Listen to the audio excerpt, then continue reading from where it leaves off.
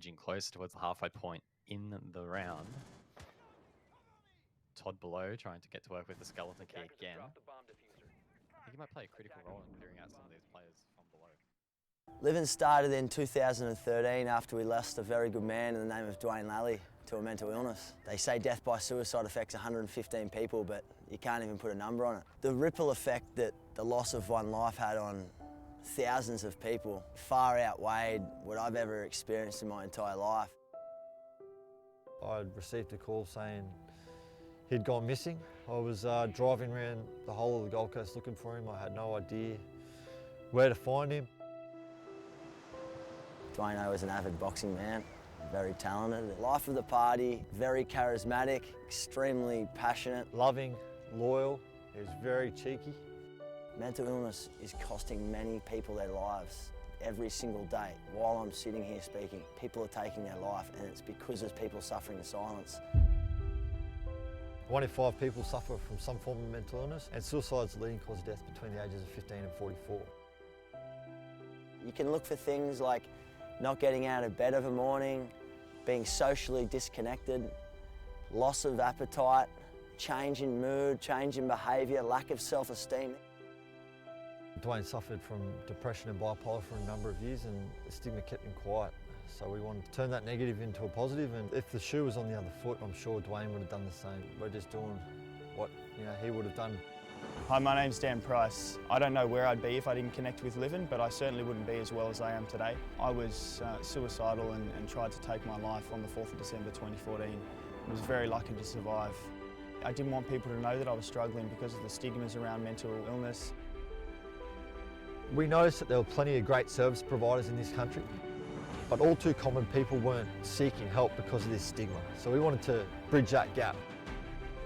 As males, we're extremely tough. We want to be the tough people, the ones that have all the answers, the ones that don't want to admit our vulnerabilities and our weaknesses. You might not have the answers, but if you can offer support and just listen to them, that could be what they need in that moment of time. I was an alpha male and a popular guy, and I didn't want people to think I was weak, and that's why I love the message that Livin presents, which is it ain't weak to speak. We go all around the country, businesses, sporting clubs, teaching people that it ain't weak to speak. What we're really doing is educating them in how to speak, where to speak, and then we're educating people on how to listen and how to look for these warning signs, because without one you can't really have the other. It's all about being honest and open. You know, if something's off, just ask them. That's what Livin's all about, taking that stigma away and giving people hope, help, connection, and giving them the confidence to speak up and seek the help when they need it and when they deserve it. We believe with education comes understanding, with understanding comes acceptance, and with acceptance comes hope. I want to change the way the world understands, perceives and interprets mental health. Let's change the dynamics in which this is looked at. For far too long it's been a stigma. We're going to make this a dinner table conversation, the same way that we'd put our hand up and run for help if we had a broken leg. Don't be afraid to have those, hard-hitting, confronting conversations, because it could save a life. I'm the happiest I've ever been in my life, and Livin has been instrumental in changing my life for the better. If in doubt, reach out, because there's a lot of people out there that want to help and support you making that change to get back on track to start living again.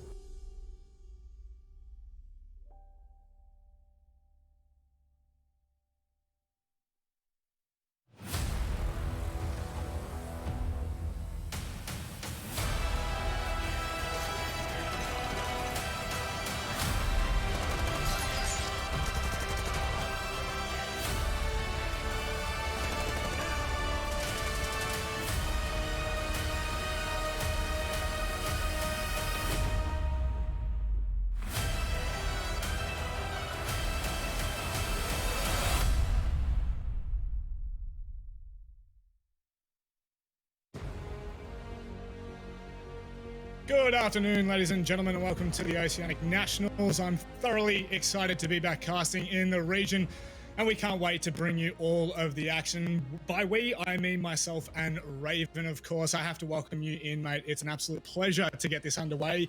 It's our first day casting together. Casting together from way back, so it's an absolute pleasure. And how have you been, mate? It's been a while. I have been great, Manic, and it has been a while. I was thinking about it earlier, and it's been like since January or something that you and I have casted together. So, look, I'm super excited about being able to cast with you. But of course, what are we casting? It's the Oceanic Nationals of 2020, and so far we have seen some pretty great matches. Certainly have. Now, very quickly, before we get into any of the matches, make sure if you'd like to stay updated or you'd like to get in touch with us, you can go ahead and follow the socials or get in touch with us through the socials at Rainbow6 ANZ is where you'll find all of that. Now, you're alluding to just then, Raven, the matches that we have seen already. I think that 4 of them, I believe, best of ones, have already been played on Wednesday night. And I think overall it was a pretty, I hate using the word stock standard night, but I think that most of the games went the way that we thought they would, if you will. Yeah, I think that's fair to say that most of the matches went as most people would have expected, but there were some close matches at that. Elevate, in particular, got a pretty close match there, and Ferox as well, maybe against expectations to get a close match, which we'll dive into later, but you do see the standings there, the top 4 right now, Okami Wildcard, Knights, and Noble. That was the top 4 from 6 Masters 2020 to the previous season. Right now, not too much to go from, but feels like it's progressing towards what we would tend to expect. For sure. Now, one thing I do want you to have a look at when you're looking at the screen, of course, are the qualified playoffs and the regulation playoffs. That's quite big for us. It's a massive talking point for this season, and it's something that, as viewers, I would highly recommend you keep your eyes on. I think it was 2nd or maybe it was 3rd until 7th spot in the 6 Masters, which is technically stage 1 of this, was so close that it's not even funny. We're talking a handful of points between those teams. So, you know, it's definitely something to keep your eye on where the relegations lie during the entire season. Just, I would say, mainly because of how close these teams are matched. Yeah, absolutely. We saw a very close season in 6 Masters. There was just one outlier down there, but at the end of the day, it was a close overall season. And now that there are 2 spots that bottom end of the ladder that will have to face that relegation, so it's added pressure, and in the format of just best of ones over a relatively short season, it's going to be a constant thing in the minds of these teams. For sure, it's something that's going to be niggling away as we go through the season, as you're saying, Raven. Let's have a look at what we've got coming up for you today, speaking of those matches, of course. So I think the first one, Ferox and Okami, that's obviously where we're going to be kick-starting in only a handful of minutes. It's not too far away at all, Raven. Did you have any match in particular you wanted to touch on before we go over it as a whole? Look, I'm incredibly excited for all these. They all pose very surprising or alluring storylines, but I think for me, the match of the night is going to be that wild card Noble one right at the end. They are 2 of the top teams battling it out, and also there's the storyline there of Vinny on Noble now facing, Vinny on Wildcard now facing his old teammates on Noble, and I think that is going to be a really interesting matchup to watch play out. There's definitely a lot of games that, you know, throughout the season are going to be quite interesting. Obviously, we've had pretty much every team make a roster change at one point or another, but obviously, you know, we can't kind of skim past Rhythm and Elevate. I think that both of those teams 7th and 8th respectively throughout that. So it's definitely one of those games where, you know, it's not bottom of the table by any means. I want to make sure I make that abundantly clear. Elevate are a very good team, and Rhythm, to be honest, actually started off on a good foot last week. So these matches are still going to be very close, and it's definitely just keeping your eye on where these teams are and how they're performing throughout this season, especially with the format like you've already touched on, Raven, is just going to be absolutely crucial. For sure, there is no chance or any time for these teams to slip, and those teams that are expecting to make playoffs in that top 6, every loss is going to be counting way against that. And if you stack to me those together, you really do face the danger zone of that bottom 2 section. Elevate's a great example. They didn't quite get the win on Wednesday against the Knights. And if they don't get the win tonight against Rhythm in particular, that's going to be a real big danger zone for them. So it does pose some really interesting storylines for these matchups coming all through the season. But yeah, as we get deeper, it gets really scary for some of those teams in the bottom ends. Yeah, it certainly does. Relegation will loom quite deeply in the back of the mind. So let's have a look at the first matchup. Of course, we're going to see Ferox on your screens now. A team that, well, by all means had a pretty decent start to their Oceanic Cup. Oceanic Nationals. We're away from that one now. 5-7 against Noble last week, and this is the team lining up. Any thoughts going into this one, Raven, in terms of the team? Look, there are some new additions from what most people are probably used to. It's Nazgul and Oda. And look, you touched on it. Ferox did go 5-7 against Noble, and that was a great performance from them on all fronts, because a lot of people were expecting Ferox to potentially even be one of those bottom 2 teams, just based on some of the struggles they had in the past and the fact that they have had changes. But I think they did a great job at potentially dispelling some of that last on Wednesday. Certainly did, my friend. Now we're going to be seeing the team that they're up against. Can they back that up? That's the real question. It's Okami they're coming up against. By all means, on paper, this should not be the case. There should be no hope for Ferox. However, we must admit we have seen some promising signs of late. Jack Daddy, Joker, Cutie, Specker, the new recruit, of course. Well, I say new recruit, technically a very old recruit to this team.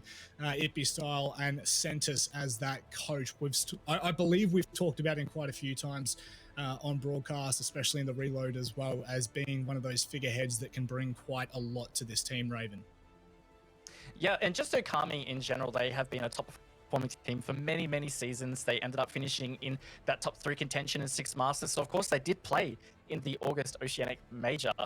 They didn't quite get the results that they were hoping to at that major. So here they are. They've added Specker back into the roster, and if he can bring that additional step up for them, that extra strength, maybe we'll see an Okami can challenge against Wildcard for even top spot here in Oceania.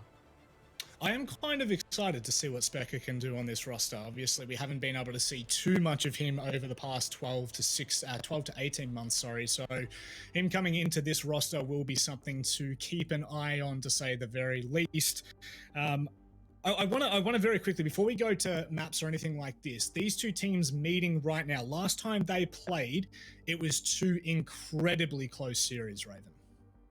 Yeah, and look, if you have been in touch with the broadcast for the last 20 or so minutes during the countdown, you would have seen a legacy match from 6 Masters from these guys, and that was an 8-6 victory to Ferox on Coastline. So Ferox do have what it takes to beat Okami, based on the history at least. So it's definitely a tight matchup between the two, and while it seems like we are leaning towards Okami seemingly to be the front runner here, I think Ferox do have what it takes to at least put up a good challenge. Now, I'm going to ask you very quickly before we bring them up on the screens, where do you think the map is going to lie? Because if you're saying Ferox have a good opportunity here to at least do some damage, what map do you think they're going to be looking at? Look, I think that's one beautiful thing about roster changes, is that your map pool can actually dramatically change, and that's definitely something that's going to work in the favor of Ferox. Maybe an essence of unpredictability, or just harder to read for Okami and harder for them to prep for. All Okami really have is Villa, which Ferox played pretty well on last night against Noble, Wednesday night, sorry.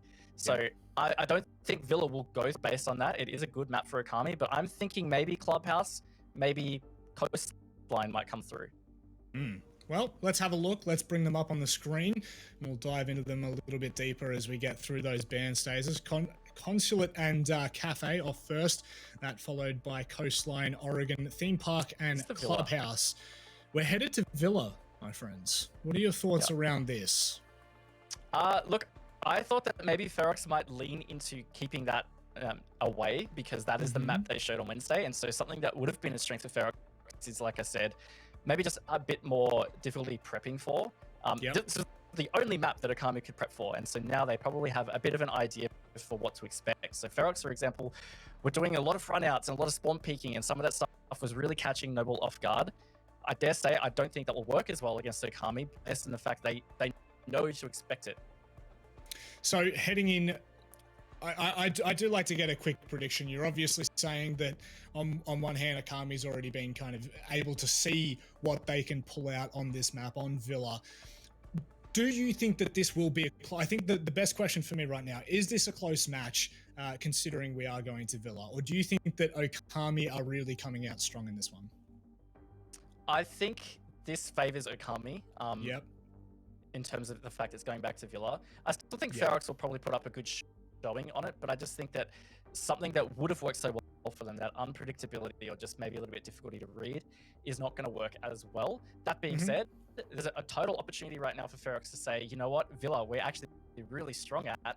We can back it up against Okami, and maybe Okami are putting some false confidence in the fact that they watched that match on Wednesday. Well, let's hope that they are. Let's have a look at what you guys think at home to see what the vote is saying. To be honest, I was expecting a little bit more toward Okami there, but I think that is somewhat of a fair representation. I think it's kind of like a 1 in 3 chance for Ferox to take this. That, again, I want to make sure that I'm making this clear. I don't think that is any representation of Ferox as a team. I think that's more leaning towards Okami's ability. Yeah, I mean, it's hard to argue, right? Okami have been a top contending team for many seasons back to back down here. And they've gone through different iterations of rosters, but they've managed to always stay in touch top end. And then they finished Six Masters really strong in that top 3, and they played off in that major. So I think it's really hard to bet against them. There are some things coming from Ferox that people might not be expecting, but at the end of the day, it is hard to look past that whole strength factor of Okami and the consistency factor. Well, I think that on the reload we were talking about our predictions for this. We'll bring them up, the experts' opinion on all of the matches. Okami all the way. It is a straight flush from Raven to Ducky, and I don't think that too many would disagree with this. Obviously, these predictions are done before the Playday on Wednesday, so look, to be honest, had Ferox have come out and taken down Noble and really given it a good shot, potentially we may have seen something a little bit different there from the Snowball experts. But I really do want to emphasize that this should be Okami through and through. Again, it sometimes is never the way that we want it to be, though, is it? Yeah, of course. Sometimes upsets happen in this best of 1 format with overtime. Sometimes you will get that edge in the map veto, and just getting a particular map through might be just enough for your team to have the confidence or the strength to pull off that upset. So, of course, that's always going to be a chance tonight. But I guess analytically and statistically looking at this, it's really hard, like I was saying before, to just not feel confidence in Okami being able to get this win. And on top of that, if they really are trying to prove that they are stepping it up with spec of the roster and they are a top 2 or even the top team if they're trying to take the spot off wildcard, these are the matches they need to win. It's not always the tough ones against wildcard. Like, they need to secure these points. Now, we were talking very quickly before the broadcast started, as commentators do. We were kind of alluding to potential role changes maybe playing into a weakness for Okami. Not necessarily a weakness. This could technically be a strength if you look at it from that side. It kind of depends how you want to view this through the mirror, rather through the glass. But I do feel as though it could potentially make things a little bit more interesting for Ferox. I'm not going full on the Ferox camp yet, because I love an underdog, but at the same time, I also think that Okami have proved themselves. However, there is still that possibility, and we always do kind of lean into it, especially at the start of a season, especially when things can really go wrong. I mean, I'm not going to say going to go wrong, but this is potentially when we see a lot of those really close matches kind of play effect. So how do you think that the role changes are going to affect Okami? Look, again, it is a bit tricky to say. It looked like in their first game that it had worked out pretty decent. So, for example, Specker being the newer player in or returning, he had looked like he'd taken over Joker's old roles, if I'm not wrong, and he looked comfortable on that. So I don't think it'll be too big of a deal for them. Well, there is one opportunity for Ferox to take down Okami, and likewise the other way around. It is an important best of 1 to get started this season. Okami taking on Ferox. It'll be Okami starting on the defensive side. And of course, as always, good luck, have fun. Absolutely. It's important to get that out, right? That sportsmanship. But I think Villa is going to be holding something pretty surprising for us, Rob. I mean, I still feel confident in Okami, but look, Ferox did play pretty well on it against Noble. It's hard to look past that. And now with this ace ban out, it does make things, I guess, a touch tricky with hard breach, but being the Shadow Legacy patch, there is an abundance of hard breach options out there now. Yes, and that's one thing that we had a really good discussion about on Late Night Siege, I believe it was, Raven, kind of talking about the opportunities now for teams to bring a little bit more diversity to the roles that they have, mainly because of the fact that you have so many opportunities to open things up. Thatcher and Valkyrie to follow. The intel denying from Thatcher, and, well, a lot of intel gathering that Valk will no longer be able to bring for that defensive side. I think great bans from Ferox there, the Thatcher and the Valkyrie. I mean, Thatcher is such a helpful attacker, being able to deny some of that wall denial, just disable it temporarily these days with his EMP grenade change. But also, it's what Specker played a lot of on Clubhouse on Wednesday. And Valkyrie is also an operator that we have seen played a lot by Okami in general. But I remember back in the Specker Glory days, lots of Valkyrie played. So maybe that is potentially a target ban. Helpful on Villa regardless, just having less intel on the defense. It really does help attack progress a little bit. You don't have to worry about checking every little corner for those little cams. Yeah, makes things a little bit more spicy, if you will. So we'll have a look whether we're really going to see much of the impact in that first round as we head to dining and kitchen. No 6 picks in the last phase. As we head in to prep, a lot of questions surrounding Ferox after their I would say, surprising performance against Noble in the 7-5 loss. As weird as that does sound, we still didn't expect it to be that close, but we do still have a lot of questions for Ferox, and I think that this is kind of where they can answer some of them. Not necessarily going to outright say it is, but this would be a great place to start. Are they going to get off running, or will it be slow in mud, a stick in mud, if you will? Okami has that effect, so I wouldn't be totally surprised. Yeah, and look, I think it's a great point that we really didn't have massive expectations of Ferox coming into Playday 1 especially, but they put up a great fight against Noble, and I mean, maybe that tells more about Noble than it does Ferox. That's something that we'll find out later. But it's going to give Ferox some confidence coming into this game that they can back it up a bit. Again, Villa, they played that on Wednesday. Maybe it's going to make them comfortable. They feel like they've just played it so recently. It might work well for them. We're going to find out a bit here in this round. I do want to point out, Sushi has brought the Yana. We've seen bits and pieces of the Yana. Can be a really effective operator on attack. And I think the firepower on Ferox, it could really help them just gain more comfortable entries. Speaking of entries, Nazgul, they've wasted no time in taking bathroom control. It'd be style just on the other side in toward Astro, as well as It'd be Cutie, or rather just Cutie. I think that has thrown off every single commentator so far, honestly. Yes, it has. Come on, man. What you doing this for? Yep. Look, there's 3 Ippies on that team, so quite the little clan there now. But no, Jack Daddy, Ippy Style, who was the OG Ippy, by the way, and then Cutie. That's the real names there. But look, Matic, half the round almost gone here.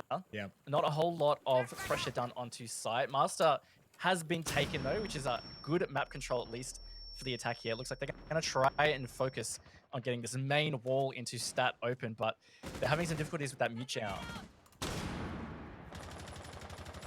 Holding back from Itby Style there. Managing to burn through a lot of the ADSs. Nazgul's pushed into Astro as well, unspotted. Don't think it will be too much of a concern. Will be cuter to go through as Joker picks up one with that Nitro. Shade managing to find a trade somewhere else. Unfortunately, Itby Style won't be able to stand for too much longer. Only a minute left, and they have started to burn through this top floor. It only leaves 2 on the side of Okami. But Speck is making sure that at least there's a chance in this one, Raven. Even more sure because he's the last one left now for Okami against 3 of Ferox. It was a great entry above to gain that control, and again, maybe assisted by that Yana Asu. She didn't quite see where the Gemini was utilized. But regardless, they're giving themselves now 30 seconds. Only one to find, of course, Specker. He's full HP on site, holding a nice angle in kitchen. But here it is, this Gemini. Not going to be effective because that door's closed. Maybe check that first. Oh, that's unfortunate. Now, Specker, what can he do? Can he stand up for Okami? Only his second game. And nope, not a chance. Oda steps up strong. I saw a lot of love in the chat for Oda last Playday, and I am not surprised if I see it in there today. Nice first round from Team Ferox, all things considered, Raven. Yeah, look, big round from them. Opening it up, of course, the pressure might be on them. Repeating Villa, Okami, strong team, but they did not look like they were really feeling it that much. Oda in particular, he was super confident with his entry into stat, which is really what gave them that vertical control they needed at that stage. So big props to him getting the 3K on that round. So far, you know, Ferox looking pretty good in their attacks.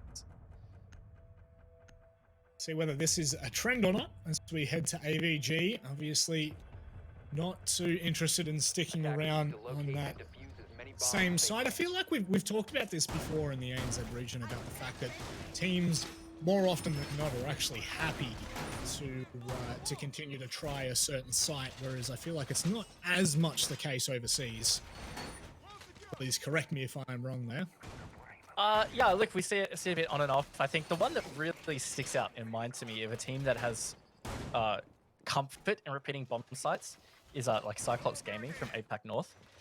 They had definitely done that in the past, but yeah, these days we really do see a lot more just rotation through sites. Seems like it's a bad omen to try and just stick it. You might do it in a scrim because you're like, oh yeah, I know what the problem is there. We can fix that. But when it comes down to the competitive play or the officials, no, it's better just to rotate it, keep that the attackers or the other team guessing, that kind of thing. For sure, and I would also add on to that and say that that's where you want to be doing it in scrims. That's where you have to be doing it, is trying to figure out whether it is viable for you to make those changes in competitive play when you are playing these officials. So, Todd at the moment, pulling across toward the Astros side, but doesn't look like he's going to be met by anyone yet. However, as he starts to drone out, he will be given the information. He will be fed. Spec Up is not too far away, just sitting top red and making his way back towards site. Looks relatively safe there. Joker still just having a bit of a trot downstairs. Now starting to make a little bit more leeway here though, Ferox. Yeah, I mean, this is incredible progress. It's only the first minute counted down and they've got some solid line of sight in towards the bar games room there. So that's going to be tricky now for Okami to be able to hold this out for the remaining time of the clock. It's usually the safe zone is when you're attacking this side. If you can deny those study walls for as long as possible, you can generally have 2 to 3 people hang out on site. But now that's going to be a lot more complicated. It's a great spot for Ferox now, and it means that there's a bit more pressure on Okami to try and execute some kind of roam or some kind of aggressive piece out from the site. Todd having his toes tickled there from Cutie, looking through the drone hole. So obviously that's pretty much that in Nazgul. The only damage that's really been done, as you've already mentioned though, a lot of leeway into the site. That'll be Jack Daddy taking shade off the board to begin with. Habana has done her job though, which allows the rest of Team Ferox to potentially look deep into those sites and take those more kindly inclined fights. Okay, I gotta credit Okami. They've done a great job stalling out Ferox a little bit here, just with some suppressive fire, pre-firing in angles, just to stop Ferox from feeling confident to progress up. And now, QD timing these smoke bays perfectly means that it's going to end up being a little bit more explosive than Ferox potentially have the opportunity to. Spectre fights back to get Sushi off the board. Okami with a great man advantage now, just in the final 30 seconds. Diffuser down there at the top of red stairs. Looks like a great round for Okami at the moment, Manic. They are going to need to pick up the pace and try and find at least one frag to even things, well, not even things out, just give them somewhat of a hope. There's absolutely no chance as Oda tries to make his way in. A flawless round. Okami, we were criticizing the earlier round from them, but they definitely fix it up toward the end, Raven. Absolutely. They, Ferox made such great progress on Study War. I don't think it's particularly common that you would get Study Wall open so quickly. You usually have a lot of wall denial or impact tricking, a lot of things available to just stop that wall getting opened so early. But even when it was open, Okami just did a great job not letting Ferox feel comfort with that control. Jack Daddy got it looked like it would have been a long line of sight all the way from the back of games through to that study balcony to open up the card there. Yep. So that was a really important kill. And then, like I said, just a lot of that pre-firing, suppressive fire. It stopped Ferox from progressing, created that stall. It was really good from Okami. definitely felt like they were happy to take those fights. You know, more than happy to, regardless of whether it was a mistake, whether it was planned or calculated. It definitely felt like the right response from Okami, and now they will be heading to the other side of the top floor to stat. And I think all in all, that first round might have just been a write-off from Okami, and it definitely, especially, I mean, like, you know, a flawless round is pretty obvious to say, oh yeah, that'll be fine, things are all right. But I feel like even more so when you're able to claw it back from what looked like a deficit, showing good signs from Okami earlier stages of the Oceanic Nationals. Attackers are heading out to defuse a bomb. Yeah, definitely a bit of a feels good man moment. Shade has a cheeky drone on site. Looks like they're actually around the back of the bomb, so that might come back to bite Okami if they don't manage to find it. Right now they are holding up around bathroom and Astro stairs. Jack Day just placing down this last banshee, it looked like. Specker on a solid roam down the bottom of basement. So look, Ferox going to have to be careful about that because he can sneak up even just to that first floor. Some of those cheeky C4s in Master really cause some trouble. I don't know whether Oda was able to catch the backside there. I don't think he was, but so far so good for the roamers. They haven't found anything, but nor have they been taken out. It's Specker just sitting, waiting for Oda to start to make somewhat of a play. Laundry now being taken under control as the balcony. They may start to toy with bedroom a little bit, but oh, Jack Daddy might be able to find a free kill. You bet your bottom dollar he will. Todd does find a trade in the meantime, but Jack and Joker will be able to find one apiece or three early stages of round 3. Yeah, I just think a massive oversight from Ferox there, just not to have somebody on the balcony holding the brick door there. Allow Jack Daddy to get that Specker into the fray. Gets Todd. Only 2 left for Ferox. This is starting to fall apart. Look, they had a great opening round, but Okami are just not being bullied right now. Playing with confidence and freedom at that. It's going to be tough to be able to pull this back for Ferox in this round now.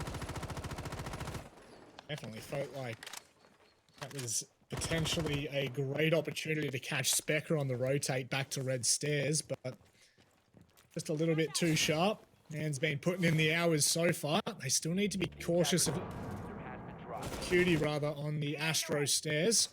Making a lot of noise now, Cutie. This should almost be a free kill depending on how he decides to swing. Sushi's still holding. It'll come out. It's not going to really play any effect to Cutie. And the free kill comes as the grenade was a false sense of security. On a 1v4, there's not much hope here for Shade. Alright, gonna be tough. Gets a nice shot onto Specker though. Makes 3 to find. Has to fuse it back, but this Banshee is not going to be great for him. He's now been spotted in the bathroom. Up to Cutie to try and close this, but doesn't get the shots. Actually, Ippy style gets the shots. Closes out for Okami. Great round in the end from them. I think Ferox didn't really look in it after they lost those first 2. So Okami is starting to run back over the top of them. I mean, he definitely felt like they were in control, Raven. There was never really a moment of doubt. And Jack Daddy, Joker both opening up the round, as you were alluding to earlier, just kind of made their job all that much easier. And had potentially they'd caught out Specker on the rotate back to site, maybe there's a chance it goes back to 3-3. Things get a little bit more interesting, but it's definitely looking pretty safe and sound for Okami as they head to the site in which they failed previously, dining and kitchen. Yeah, see if they can make some improvements on that first round. Ferox looked so comfortable on round 1, and ever since then, just have not looked at all comfortable. In fact, they've only had one frag since that first round. It's only been a few since, but regardless, I think Okami, maybe they just took a round to warm up. They're looking very comfortable and confident at the moment. I think it's a real danger territory for Ferox. They need to just stay in touch in this attack half. Try not to let it claw out to a 1-5, because that is quite the deficit to have to fight back from. No matter how comfortable are you on your defensive side, it's only one round, isn't it? And all of a sudden you're forced to play for OT and things just get a little bit too stressful. So how will heading out to the Okami diffuser bomb. adapt. It looks like they are going to be playing very similar. There's still the heavy roam upstairs. For now, anyway. Jack Daddy and Specker anchoring on sites. Does look like Ferox have decided it worked well for us in round 1. Let's do it again. This, Yana is a heavy lean for Ferox. They have brought this very consistently, and Okami are there to contest, which is great. And I was going to say one thing that Okami could even try to do is just be a little more aggressive around Master, because it was the early Master control that didn't make holding the top 4 a bit tricky. They were never really able to get stat wall open. Again, this mute channel was a bit of a pain for them last time. It looks like it still is going to be. But it's about stopping that entry. It was just Oda walking through that brick doorway into statue that enabled Ferox to get that control. For sure. And also, you know, the pressure Nazgul was able to apply from Astro, it kind of just put a little bit of doubt. And the second there's a bit of doubt, you need to be a little bit more careful. I think I just saw Okami back to site, and they have done as well. They've folded their cards. They're happy for Ferox to waste as much time as humanly possible up there. Whether Team Ferox have figured this one out or not, they surely will, with Todd and Sushi now making their way. Astro's clear, Stats clear, and they'll start to work on that vertical pressure.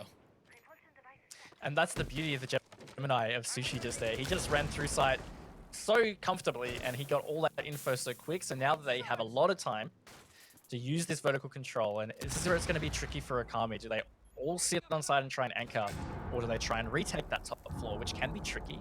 On top of that, Ferox are bringing the air jabs. So you have to think about that when you're trying to rotate. You might not be able to get back upstairs. I think this next 30 seconds in particular very critical for Okami to be able to hang on, or Ferox to be able to get that man advantage. Specker could absolutely dominate here if he's able to do so. He'll find at least one. No, he won't, actually. I thought potentially he might have been able to catch someone moving through, but Ferox starting to pick up the pace a little bit more. They are safe and sound for now as they make a little bit more leeway to the site. Oh, the flank though into Laundry, Ippy style. Big flank there. It's finally refragged by Sushi. But with 30 seconds to go, it does destabilize things a little bit. Sushi is down there by himself.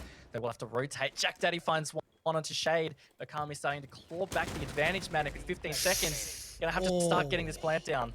Yeah, that's exactly right. Oda manages to catch a free one on Specker, who was not expecting that at all. Sushi now might be able to stick this, has the support of Todd as well. I don't think Hippie Cutie will be able to get around the corner safely. No, he won't as well. The last two players for Okami are low. Todd's going off right now, and there's absolutely nothing to stop Todd with a 3K in a post-plant situation. Beautifully covered from Todd, and just the aggression and the confidence when he whipped the pistol. Beautifully done. Love that. Ferox clawed it back, and again, this is them staying in touch. Okami, on the other hand, well, it sounds like kitchen dining is just doomed for them. It doesn't make a difference whether they hold strong or whether they back away from that top four defense. They just... Attackers are activating. No cigar, my dude. No matter how close it is. That was always going to be the issue with Ibby Cutie, or rather Cutie. God damn it, this is going to do me in the rest of the broadcast, isn't it? It's the problem with when Cutie's peaking there, mainly because of how low the rest of his team are, right? There's very, very little chance for a refrag in that position, but I guess you've got to make a play one way or another, Raven. That's right, and I think a real critical moment for Okami there is just that Specker unfortunately didn't make that impact on the flank that he really could have. Like you were ready to say, he would have got, or could have got, at least one. Honestly, I was going to see him getting a double kill from that. They were not prepared for his flank up through the statue. There were multiple players there getting that vertical control, not even looking anywhere near the doorway. That really could have opened it up, and it would have changed the round completely. But Ferox, they managed to scrape by. He couldn't get the shots clean, and look, it got them around, so it's 2-2. That's it, and it just gives them a little bit more of a leg up. Obviously, in that 7-5 against Noble, it was quite close up until the last breath that Noble took, or rather that Ferox took, if I'm being completely honest. But this could be headed toward a very similar affair. Obviously, last time these two teams met in Six Masters in the previous season.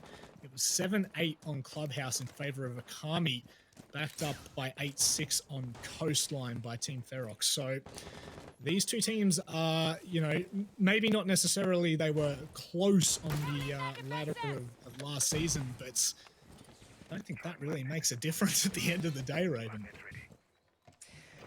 No, and look, that was a great use of Carly's lance there from Shade. Seeing some Carly come out, so wall denial is going to be a lot easier for them to deal with. Carly, a great alternative to the Thatcher, who is banned, of course. A little bit slower than last time, Manic. We praised Ferox a lot for getting study control early and opening the walls in towards Bar. Todd on this Monte, though, he's just going to push through. Oh, Not protecting Nazgul well enough, though. No, I mean, that's a fair peek from Sushi, I guess. That's one way to do it around the corner, but I mean, one apiece there. Nazgul, unfortunately, trying to play behind Todd, just by the safety of Monty was no longer the safety at all. It's not the case, and now with that hard breach really down, they are going to have to make things a little bit more complicated. In comes Ping 2.0. I won't find anything just yet, but it is pre-prepped, and pre-placed. So it just needs to be cautious.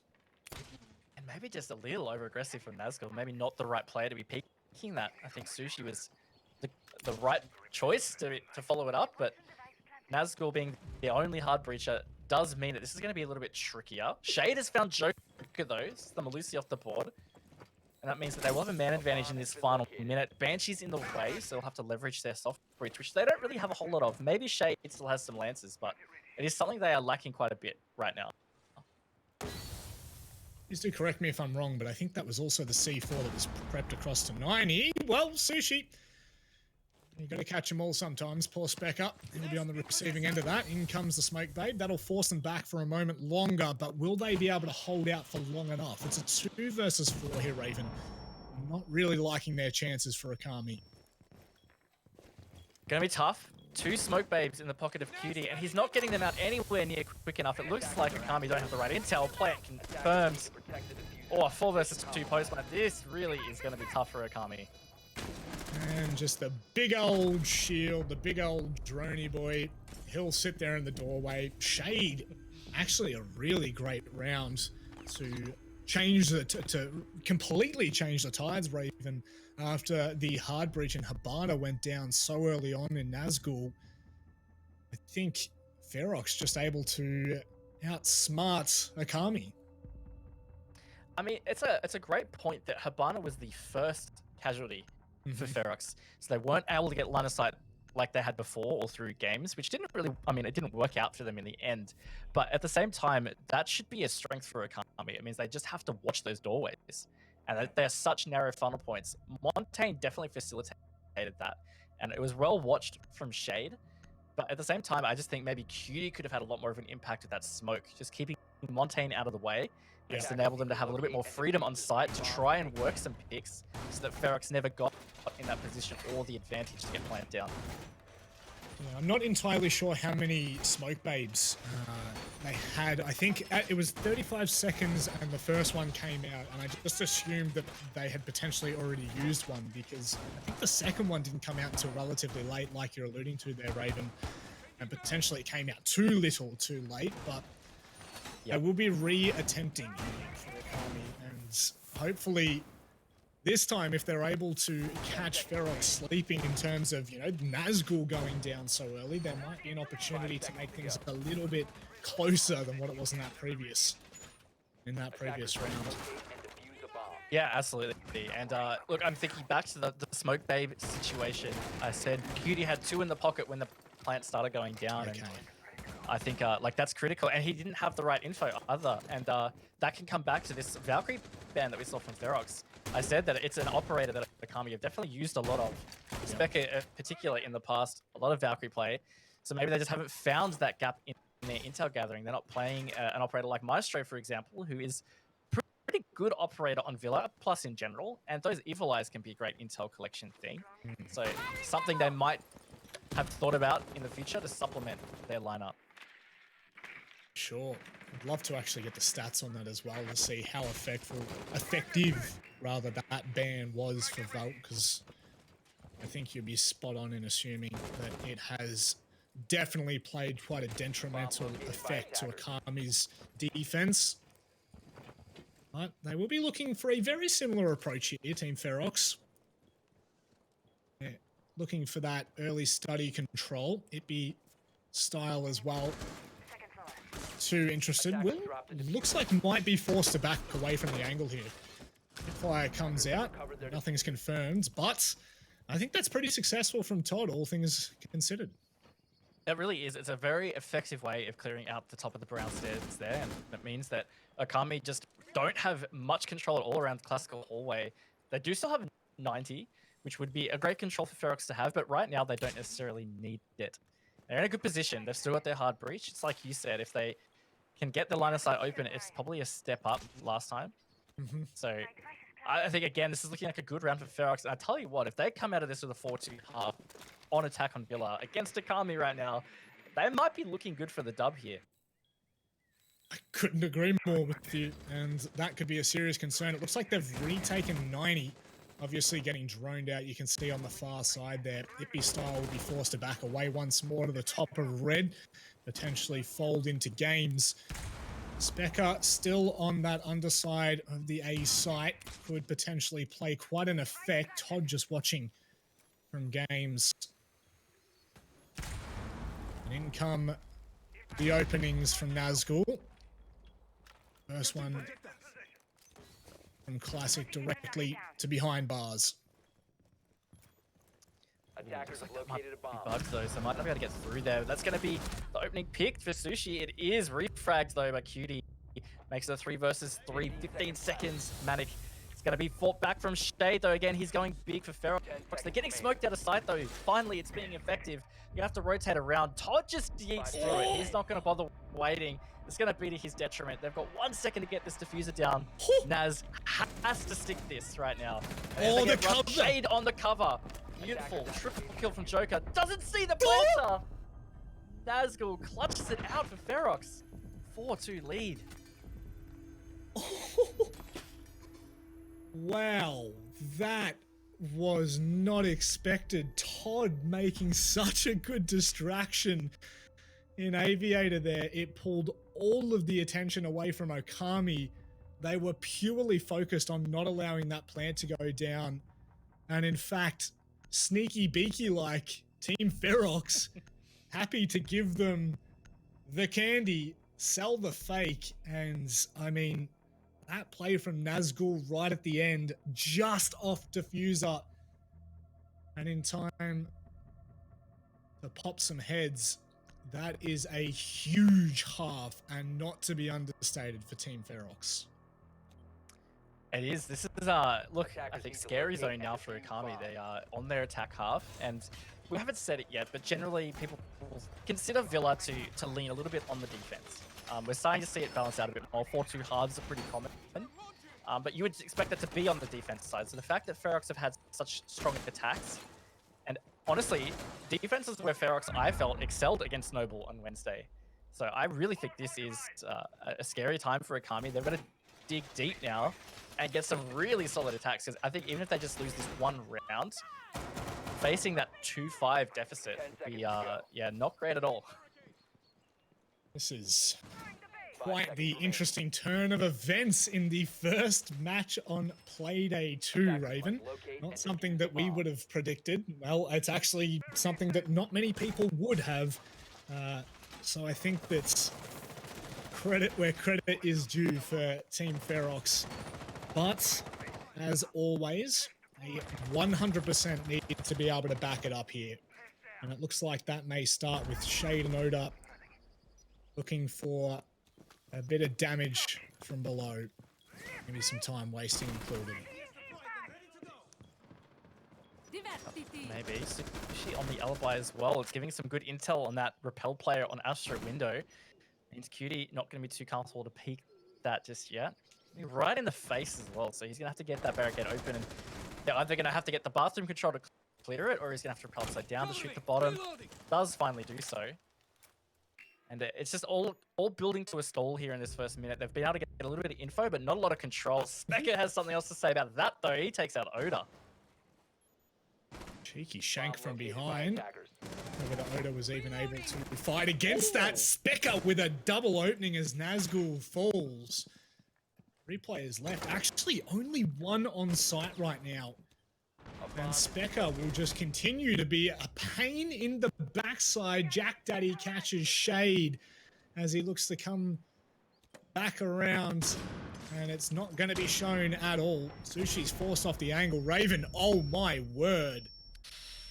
Attackers have dropped the bomb diffuser. Oh, yikes. Yep, looks like it's going to be a solid finish. It is Okami.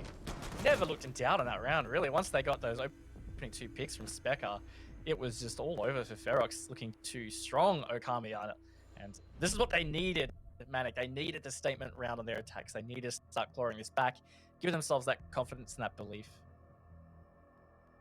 It has to start somewhere, and in all honesty, I potentially thought those last 2 rounds may have caused some amount of doubt for Okami, but they have shown full well that that's not the case. We'll be seeing the clash being 6 picked off for the Maestro on Sushi, so potentially, as we were talking about before, Raven, good intel gathering operator, and our fam Belk is no longer in play due to bans. That's right, so see whether they can leverage that extra intel, see what strategy they're going to be using for that. Do want to say that Okami, bringing it back to the stakes, right? Like, they're vying for a top spot here, potentially even bigger than wildcard. And right now, they're just not looking like that. So I think this is they've got to summon something big here and try and bring out this, because this should be their match if they want to be in that top 2 position. Yep. I don't know who that tweet was from. It looked like a real random, but I definitely agree with you there. Yeah, it was. 5 seconds left before insertion. It was like Devil Ada? Devil. Oh wait, Dev Mata, the commentator. Oh, that guy. I almost forgot who that guy was. Oh, thanks for reminding me though, mate. That's alright. Yeah. That's alright. That's hilarious. Dev, we love you. We love you. But there is no doubt in anyone's mind right now that this is quite the surprise, or at least the first half was quite the surprise from Team Ferox. And Totally. we really are going to call upon them here, because Okami, we know, have the ability to really bring this back. We know that they have that firepower, and I really do want to look to Team Ferox and ask, where are you going to pull it from, right? Where is that extra storage? Where's that next gear that you can kick into?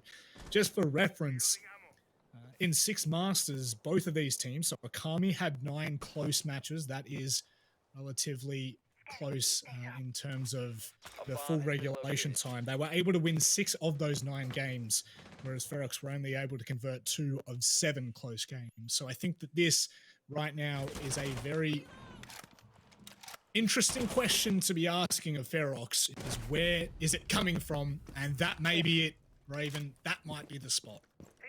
That was a solid shot from Shade. Looked like Specker had all that info from the drone. You saw the yellow pings coming out. He just narrowly missed getting that wall bang. So honestly, Shade was a little bit lucky to still be alive. But yeah, look, beautiful flick. It means that he can just hold his roam here. It looked like he was going to be going back up the stairs as well. Didn't. So it's something that Okami still have to think about droning out. And time is ticking away. They're almost down to this last minute. They have not got a lot of map control. Oda nearly got a haircut there. Hippie style, giving them out for free at the moment. Daddy as well. They'll now start to approach Aviator with Hippie style really being the prone attack here. And Ferox not really looking to take any of those initial fights to begin with, we'll say. Still have that one roaming underneath as well, which could be a serious pain in the backside for Okami. Bomb detected. Yeah, absolutely. And look, Jack Daddy, he could be in danger here. He's the one that's still downstairs for Okami. Seems confident that nobody else is with him at least. Shade can really have a big impact. C4 goes out, misses the mark though. Ipistyle taken low. I think that was the player at least that copped part of that. Now in the final 20 seconds, I think this is going to be really hectic for Okami to have to try and get this plant down. This has to be explosive, Raven. There's no other way about it. He'll be taken down from, well, the vertical play of Shade. Itby will be able to take down Oda. The deny from Itby with 2 kills. Surely the defenders. Todd. Was that the clutch? Yep.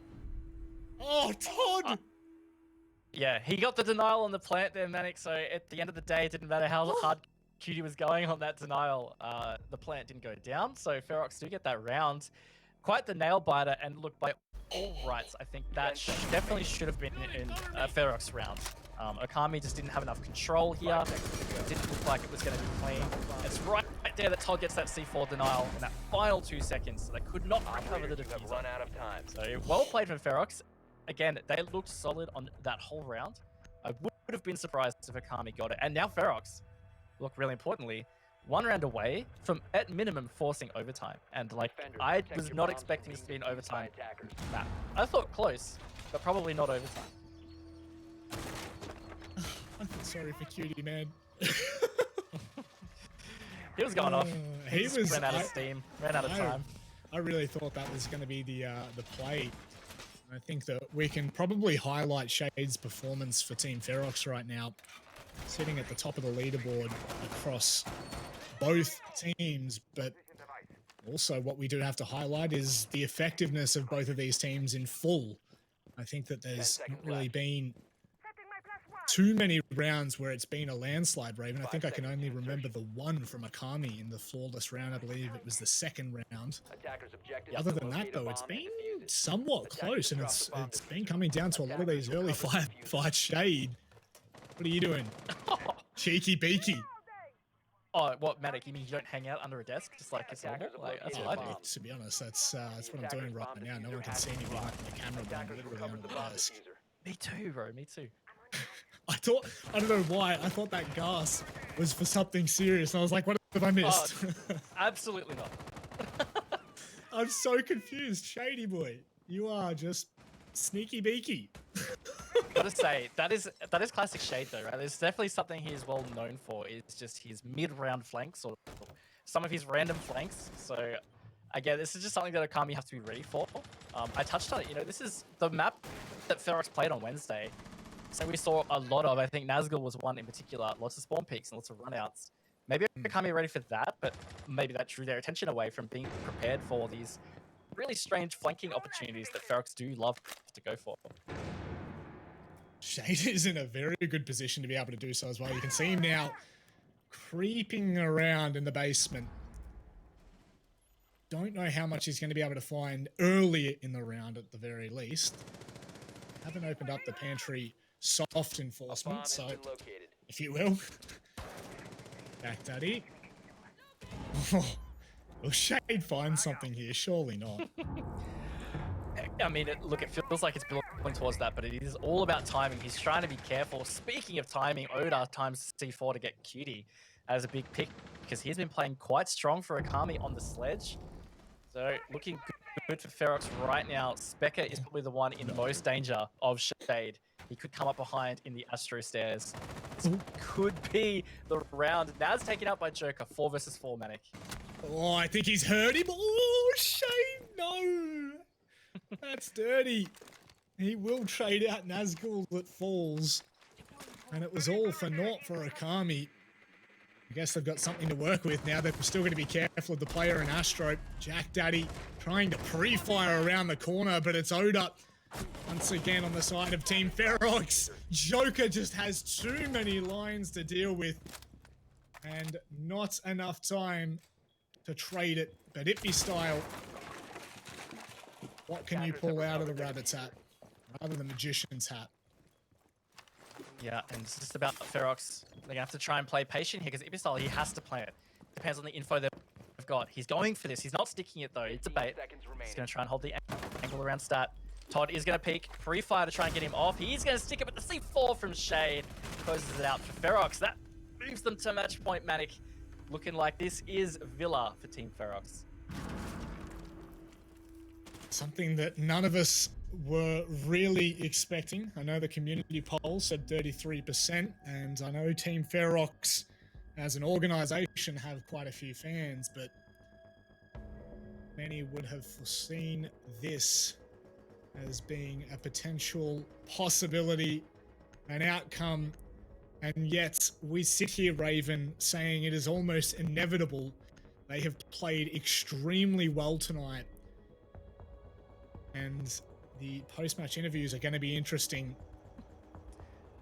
I'm quite intrigued to hear from Okami's side as to what they think have gone wrong. Yeah, absolutely, me too. You can totally have an off night. Maybe this is just an off night for them. Maybe they have Friday curse. You know, maybe Wednesdays are just better for them.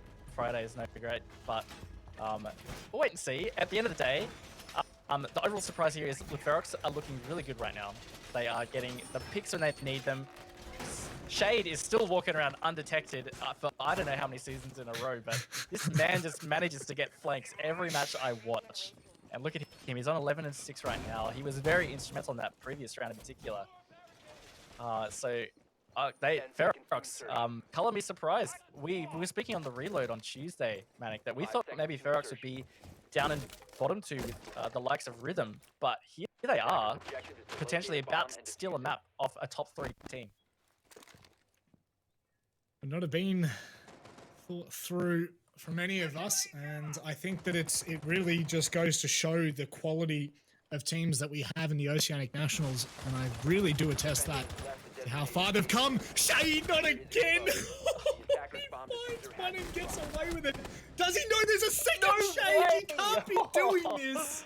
You cannot be doing this. You are dismantling Okami right now. And they have been left absolutely gobsmacked. Yes. Look, that is just nail in the coffin kind of stuff here, Matic, I think. Losing Itby Style and Jack Daddy so soon to the play like that from Shade.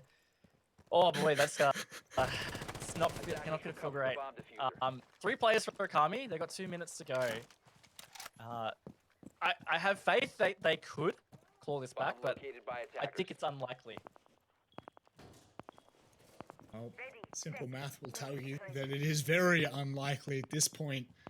And obviously Sushi getting a fair bit of information on this. It's going to be Joker pushing Pantry, sorry. Drone getting enough information. Just needs to be careful of the C4 that's inevitably coming. Does take cover in the corner of Pantry for now. Yep, just going to wait. They do have a lot of time, but it's going to be difficult for them to get control, just lacking that man advantage. There's a lot of drones they've missed as well. He's going to be able to get picks, but no, Shade! Shade! On the Ripple, he's going off. Finally shut down, though.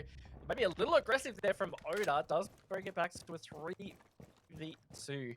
All up to Cutie and Joker. They have 1 minute. Joker is just waiting for the go signal in Pantry. But Nazgul is looking firmly in his direction. I have to say that this is not favourable, to say the very least, for Okami. We know Cutie is sharp. We've seen Joker do the unthinkable before. And a match point in such a crucial best of 1, Raven, this early in the season, they can't let it happen. Aid will now fall just on the other side of Tetris. It's going to be both picking up kills. Sushi will trade it back with the Nitro Cell. And Joker has to come up massive for Okami. He has to make this work, Raven. He does, and I think he's just going to have to go for this pick here. I'm not sure he's going to be able to get Diffuser down. He could try one bait, but Sushi has all the cards right now. 2 seconds to go. All the info. Sushi just has to hide. He hits the deck, and he hits the shot, Matic. That is Team Ferox closing out the map. Oh, what a shocker. I cannot believe this is how we start tonight. I am enthralled, to say the very least. I'm thrilled. I am excited for what is the rest of the night for today's Playday, because if that is the way that we kickstart Playday number 2, I can't wait to see the rest of these matches. We were saying that Okami were going to be pushing for this. There was no doubt in our minds in saying that. And I am left utterly speechless. Ferox with a dominating 7-3 victory. Oh, and that's the thing, right? Like, this is already, quite the surprise, but 7-3 is a solid victory. They really were just looking good most of that game. There was a couple of rounds early in that first half that we thought, oh, look, Okami's starting to run away with it. They got a flawless round, and they only lost one person in the following round. So it just looked like Okami were going to come back. From that point on, they only won one round. That just, it honestly blows my mind. And we thought, we were looking, and we highlighted it in the round when it actually happened, when Nazgul went down on the Hibana. And we were kind of sitting there thinking, that's not a great sign. That's not the way that we wanted to see Team Ferox, kind of take it to Okami. And then from then on out, it was just nothing. It was like lights were out for Okami, and they were just playing out of their mind. Shade, unbelievable game from Shade. I pray we get to hear from him, because what a guy! What a guy! Yeah, look, he had a solid game. I think he went 14-7 in the end. I didn't quite catch the death count, something like that. But absolutely, and look, this is we sound really shocked. No disrespect to Ferox, they played fantastic. I don't want to take credit away from Ferox, because it's not only that Okami made mistakes. Ferox played really well. I think there was a lot good about the way they played tonight, and we've highlighted it already too. They played well on Wednesday against Noble, who's also a top 3 team, or top 4 team. In fact, the way they finished the 6 Masters. But regardless, like, that is 2 very good performances from Ferox so far. I think we've all read into this wrong. I mean, it might be too early to say, but I don't think they're going to finish bottom 2 anymore, based on the facts of just how week 1's gone. Well, these are the games, right? These are the games that are utmost important. Now, I believe we do have Specker on the line, and we're very interested to hear what he has to say. Specker, yep, you are summing up our feelings completely. What has happened?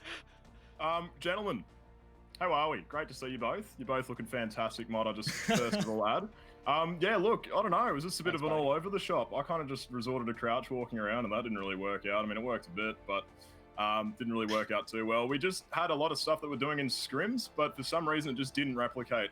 I think this is honestly one of those, like, not to discredit Ferox, they genuinely played well. Like, they've actually surprised me from what they were to what they are now. They've genuinely improved, and, props to them, not taking anything away. But a best of 1 format, I genuinely feel like this season's practically anyone's season. Whoever comes out of the gate firing, they're going to be, of course, having that advantage, all that jazz. I'm sure you guys, you're both smart lads, you both know that. But yeah, I don't know, we just didn't get to play most of our game. But as you said, not to discredit anything that Ferox have done, they played really well. But, we were just not really there, I suppose. Yeah, look, something I'd love to get some insight in is you guys chose, or I guess you didn't choose, but the veto went the way of Villa, which was the map that they played on Wednesday. Was that maybe something that you were leaning into, that's the map you have info on and that's what you prepped for? Or was Villa actually more of a surprise? Not so much. It's more so like it was just, it's just we play our maps, we focus on our maps, we focus on our game. Unfortunately, our game wasn't, to a good standard today. Unfortunately, I definitely look into certain things and certain weaknesses, but yeah, we obviously didn't really capitalize on too much tonight, as you can probably see by the scoreline. Yeah, it was, I think, a shock for all of us, and that can't be understated. A 7-3 victory to Ferox was not what we were expecting coming into this. And I think that's, we're not discrediting anything that Ferox did, but do you think that there's anything that in particular went wrong for you guys? I know that you're talking about, like you tried some things in scrims and it seemed to work there and it didn't replicate into the game. But was there anything in particular that you would pinpoint from today's game? I feel like adapting would be one. Actually, like seeing a hold and knowing what to do and how to break it down and understanding the actual fundamentals of the hold itself. It's something that we're working on, and it's something that I want to evolve the team to fully understanding. It's a gradual process. I don't want to always rely on the crutch of, I've just come back to the game. But, once everyone on the team is up to a level that I'm happy with, and once I'm up to a level where I'm actually happy with myself, and things will start clicking, we're beginning to actually understand what to do on the fly, I think we'll be a very scary team. However, unfortunately, it's still super early days. It is what it is. It's just as I said, this whole season, I almost want to say it's a trial run in the sense it's a BO1. Don't take it too serious. Play your hearts out, all that, but don't be torn up at the end of the day. Especially with all the coronavirus situation, all that stuff. It's such a sporadic moment at the moment, but. Yeah, we're just going to try our hardest for the rest of the season practically. And yeah, I don't know, hopefully not have that downfall in a mix of, I guess it was communication and leadership. I take a lot of the blame. I'm really bad at that, I suppose. But I take a lot of the responsibility on the team in regards to, I feel like I'm the one that let everyone down. So it is what it is. I'll take away, some learnings from it, and we'll come back stronger. Certainly so, mate. Well, we look forward to seeing you next week back in action. It's always a pleasure to talk with you, mate. It's good to see you doing that. All right. To you two both. Great to chat to you, and looking forward to our interviews in the future. Always. An absolute character, Specker. You could see that from the very second he joined the interview. High spirits, considering a 7-3 loss there, Raven. Yeah, but also understandably frustrated and very, I guess, introspective. But look, at the end of the day, that will happen. Sometimes you'll just not have things clicking. And then on the other hand, Ferox felt like a lot was clicking for them tonight. So when you get that combo, I guess this is the result you get. Yeah. And I think, it is interesting to hear the way Specker was talking then. And I think, you're talking about introspective and we're kind of going back and forth of that. It sounds like they are very much in that rebuild phase. It sounds like they're very much in that phase where it's like, right, this season we are going to work on getting it right so that next season we can come out of the gates firing. And I don't think that is by anything something that we should read into necessarily yet. Again, the format is so brutal. You have an off night, adios amigos, you could be seeing down toward the lower end of the bracket.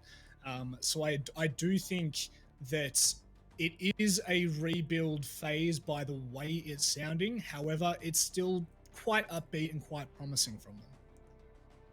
Yeah, and I mean, there's not too many other ways you could look at it in terms of the way forward.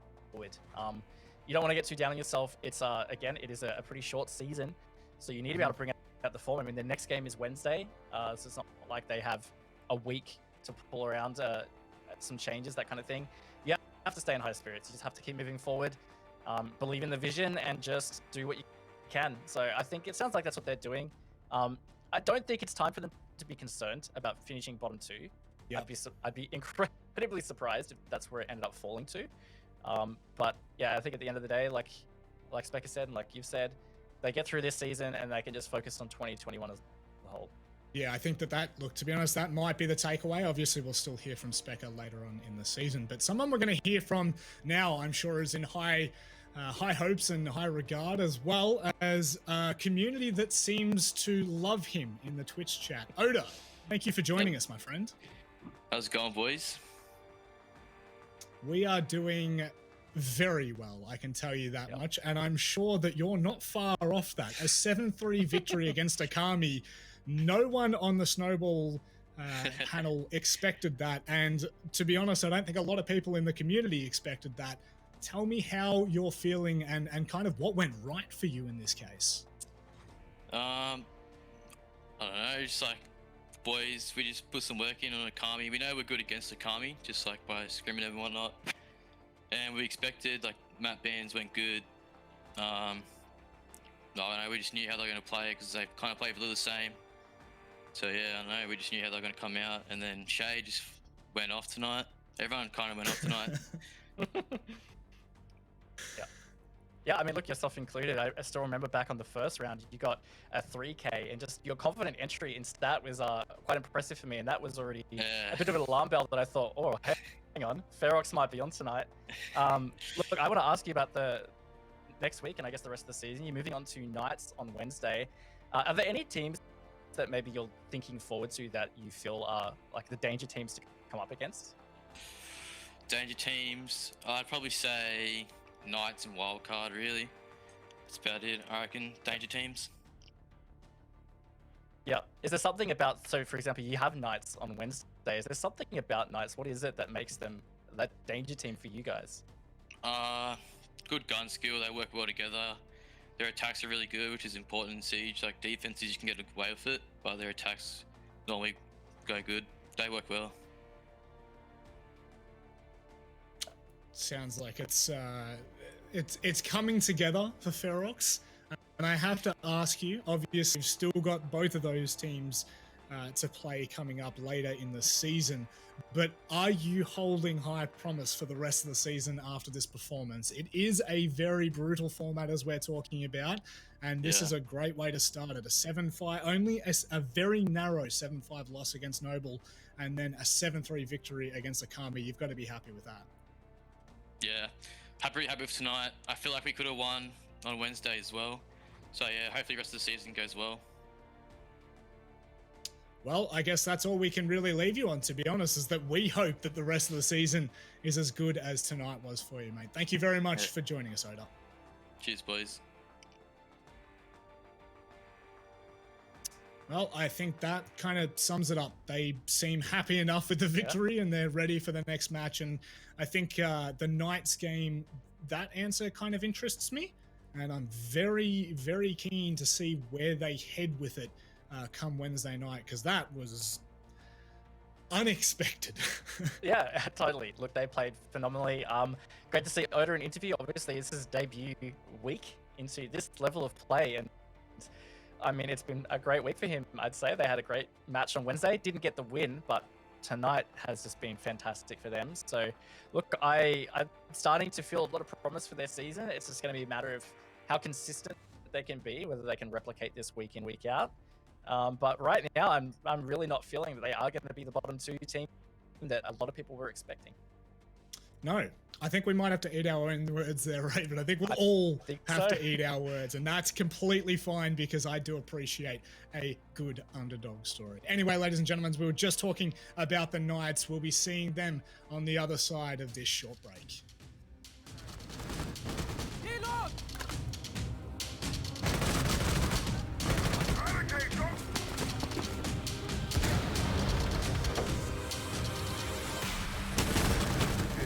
Seconds remaining. Attackers are activating.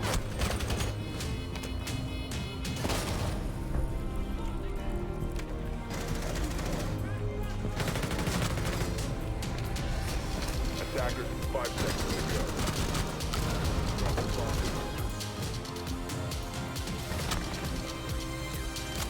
There is left the designated safety area. Defender is exposed. Attackers bomb diffuser has been dropped. Attackers have recovered their diffuser.